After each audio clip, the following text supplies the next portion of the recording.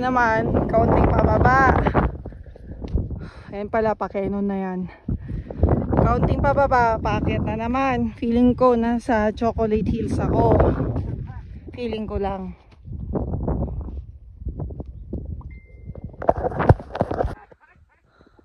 So doon kami galing, yun yung summit ulit. Doon sa likod doon. Pababa. Ito naman, paakyat. Campsite na daw, hindi ko alam kung anong campsite kasi punta namin dito noon umuulan, walang clearing, taong 20-ish pa siya.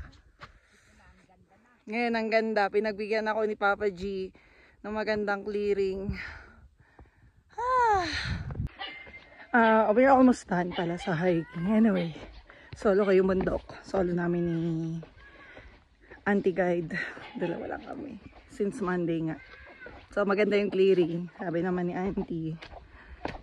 Kasi compare daw kahapon, Sunday, wala daw talagang clearing. So reklamo daw yung mga hikers. Parang nasa 900 plus yung hikers kahapon.